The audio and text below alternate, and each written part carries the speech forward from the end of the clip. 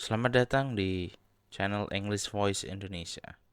Kali ini kita akan belajar tentang pentingkah grammar bersama Coach Noval. Oke, langsung saja. Sebelum kita membahas pentingkah grammar, mari kita ketahui terlebih dahulu bagaimana manusia belajar bahasa. Manusia belajar bahasa itu melalui dua cara. Yang pertama melalui belajar dengan metode seperti halnya di sekolah atau di kursusan atau mengikuti bimbingan belajar. Yang kedua ialah secara alami. Contohnya ketika teman-teman lahir di suatu daerah, misalkan di Jawa Timur, maka otomatis teman-teman akan belajar bahasa Jawa. Atau teman-teman lahir di Indonesia, maka otomatis teman-teman akan belajar bahasa Indonesia secara tidak langsung, secara alami. Teman-teman bisa belajar bahasa Indonesia. Kemudian, bagaimana orang ini belajar? Oke, teman-teman tahu siapa anak muda ini? Ya, ini adalah Vicky Naki. Bagaimana ia bisa belajar beberapa bahasa asing, contohnya seperti bahasa Inggris, Rusia. Jadi, dia belajar menggunakan metode ala kita belajar bahasa Indonesia. Yang pertama yaitu mendengarkan, yang mana ini adalah fondasi dalam belajar bahasa, mendengarkan. Sejak sebelum kita lahir pun, otak kita sudah merekam apa yang kita dengar. Kemudian, menirukan. Jadi seperti halnya teman-teman tahu bahwasanya bule atau orang asing ketika datang ke Indonesia mereka akan bertanya seperti how to say in Indonesia, how are you? How to say how are you in Indonesia? Teman-teman akan menjawab bagaimana kabarmu atau apa kabarmu, dan mereka turis itu akan menirukan dan mempraktekannya. Yaitu yang ketiga yaitu mempraktekkan. Apa yang sudah didengar, ditirukan, kemudian dipraktekkan dalam keseharian. How to say thank you in Indonesia? Terima kasih. How to say thank you in Javanese? Di bahasa Jawa, matur suwun atau yang lain. Jadi mereka biasanya mempraktekannya langsung dalam percakapan.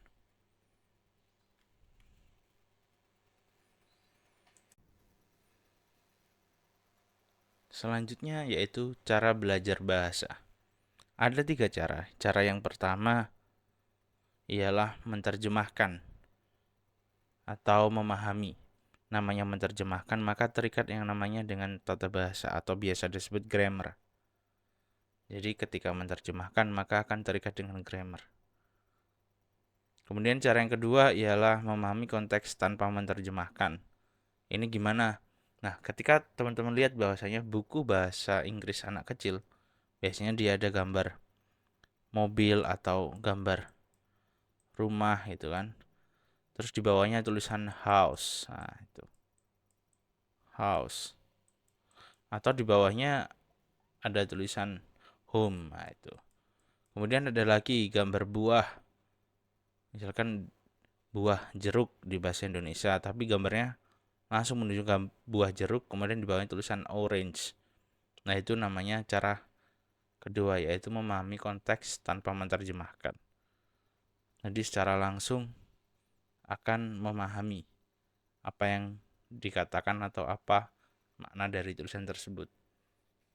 Atau membaca, di situ ada gambar anak kecil membaca, berarti otomatis di bawahnya ada tulisan reading atau read. Atau melalui video, jadi teman-teman melihat video terus kemudian di bawahnya ada subtitle bahasa Inggris, itu juga termasuk dalam cara yang kedua. Kemudian ada cara yang ketiga, yaitu memahami pesan tanpa media apapun. Nah, biasanya ini digunakan ketika kita belajar bahasa ibu atau bahasa daerah atau bahasa asal kita. Kita tanpa belajar melalui konteks atau buku, kita bisa memahami pesan yang disampaikan secara langsung tanpa media apapun karena kita menggunakannya dalam kegiatan sehari-hari. Itu cara yang ketiga. Itu termasuk cara belajar, teman-teman. Ini cara 1, cara 2, cara 3. Teman-teman mau pakai yang mana? Bebas. Setiap ini ada kelebihan dan kekurangannya masing-masing. Sudah belajar tapi masih susah ngomong. Oke, ini biasanya terjadi di orang Indonesia. Sudah belajar lama dari TK, SD, SMP, SMA tapi susah ngomong.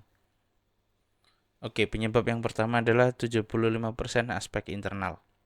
Jadi pada diri masing-masing. Yang pertama karena tidak ada tujuan jelas atau niatnya tidak jelas. Yang kedua, takut salah karena nilai di sekolahnya jelek. Teman-teman harus sadar bahwasannya nilai tidak menentukan kemampuan kita dalam berbahasa, terutama nilai di sekolah. Contohnya, teman-teman bisa berkomunikasi bahasa Indonesia, tapi belum tentu nilai di sekolah bahasa Indonesianya di atas 9 atau di atas 8, bisa jadi 7, tapi teman-teman masih bisa menggunakan bahasa Indonesia untuk berkomunikasi. Kemudian karena nilai di sekolahnya jelek, maka pemikiran yang muncul adalah bahasa Inggris susah. Nah, itu yang jadi masalah. Kemudian 25%-nya adalah aspek eksternal. Yang pertama dipengaruhi oleh lingkungan. Di era teknologi seperti ini, lingkungan bisa dibentuk, akses begitu mudah, tergantung niat dan tekadnya. Yang kedua, metode mengajar dan belajar. Mungkin metode mengajar ini terletak pada teman-teman dulu waktu masih belajar itu gurunya tidak mendorong teman-teman untuk berbicara, atau karena salah kemudian dimarahi lah. Itu yang bisa membuat teman-teman takut untuk berbicara juga. Jadi, perbaiki aspek internal akan menunjukkan hasil yang lebih signifikan daripada aspek eksternal. Jadi, ya fokuslah pada aspek internal. Kemudian, bentuk lingkungan yang mendukung teman-teman untuk berbicara atau berani ngomong. Kemudian, bagaimana cara mengakuisisi bahasa? Oke, yang pertama yaitu dengan memperbanyak input. Input dalam bahasa ada dua. Yang pertama listening, yang kedua reading. Tapi perlu diingat bahwasanya listening akan selalu menjadi utama. Karena apa? Karena sebelum kita bisa membaca, kita sudah bisa mendengar. Jadi balita bisa berbicara tanpa membaca karena yang utama ialah mendengar. Kemudian dia menirukan. Tuh. Kemudian yang kedua adalah memperbanyak output berupa speaking dan writing. Jadi semakin sering teman-teman mendengar, membaca, kemudian mempraktekannya dengan speaking dan writing, akan mempercepat proses teman-teman mengakuisisi bahasa tersebut. Belajar bahasa itu seperti berolahraga, teman-teman. Semakin sering, semakin jago. Semua orang bisa berbicara. Sama halnya semua orang bisa mengendarai mobil. Semua orang bisa mengendarai motor, tapi belum tentu sejago Rossi. Semua orang bisa menendang bola, tapi belum tentu sejago Messi. Seperti itu. Kenapa balita sudah bisa berbicara tanpa membaca? Karena yang utama ialah mendengar dan menirukan. Jadi semakin sering teman-teman mendengarkan, kemudian menirukan, entah itu dari lagu, podcast, teman-teman akan mudah untuk berbicara. Kemudian untuk writing gimana? Atau reading. Jadi reading sama writing akan menjadi penunjang kedua. Terutama di writing, teman-teman. Output berupa writing itu akan mempermudah teman-teman menyusun kalimat yang baik dan benar sesuai dengan gramatikal. Karena pertama, mudah dihapus. Kedua, menulis itu perlu kesadaran. Beda dengan speaking, yang digunakan adalah otak bawah sadar. Sedangkan kalau writing itu kita menyusunnya dengan hati-hati. Seperti itu.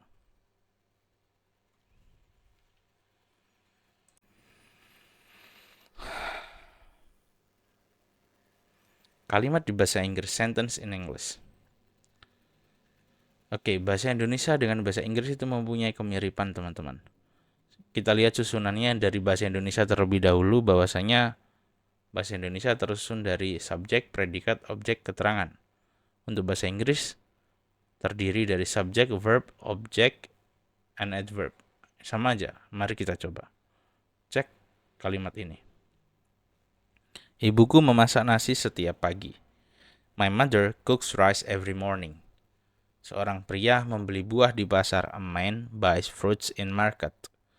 So, From this, you can understand easily that ibuku berarti dia sebagai subjek, my mother. Memasak, cooks, nasi, rice. Setiap pagi, every morning. So, polanya sama, mirip.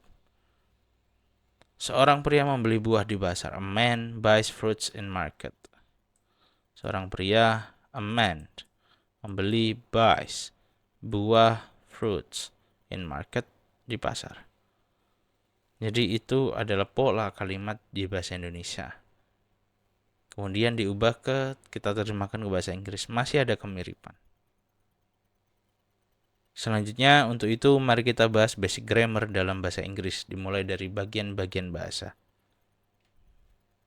Oh iya, sebelum itu pentingkah grammar? Nah ini pertanyaannya. Tentu saja penting. Karena ini kunci belajar semua bahasa dengan benar. Do we need it if we just want to speak English? Iya, apakah kita perlu belajar meskipun hanya cuma berkomunikasi atau menggunakan untuk berbicara? Iya perlu meskipun basic grammar gitu. Why is grammar necessary? Kenapa grammar itu perlu, penting?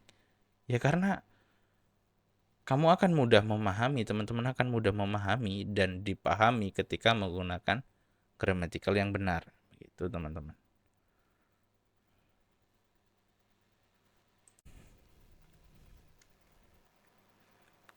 Oke, selanjutnya part of speech atau word classes, kelas kata, bagian-bagian bahasa. Number one, we have pronoun. Kata ganti. Kalau di bahasa Indonesia kita ada aku, kamu, mereka, mereka, dia perempuan, dia laki-laki gitu kan ya. Dia. Itu kalau di bahasa Inggris nanti lebih spesifik lagi sesuai dengan fungsinya. Number two, adjective, kata sifat. Ada smart, handsome, pretty, friendly, and etc. Number three, we have kata benda, table, chair, happiness, sadness, love. Love itu bisa menjadi kata kerja, juga bisa menjadi kata benda. Conjunction, kata hubung. Kalau di bahasa Indonesia ada dan, and, tapi, but, when, kapan, where, di mana. Atau tapi di sini when artinya bukan kapan tapi ketika. Tuh. Kemudian yang kelima ada adverb, kata keterangan. Here, outside, inside. Kemudian ada verb number 6 seperti read, speak, study. Kemudian ada interjection, kata seru, ouch, wow. Nah, itu. The last we have kata depan, preposition, in, on, at, and many more. Jadi semua di sini adalah contoh yang Jadi semua di sini adalah contoh yang mudah untuk dipahami. Di kampung Inggris biasanya disebut pancavip. Nah itu. Kita akan membahas ini di video-video selanjutnya.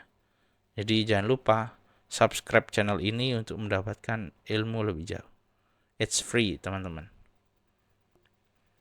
Terima kasih sudah menonton. Jika teman-teman tertarik untuk kelas private, silakan cek website kami englishvoice.id atau WA ke nomor tersebut.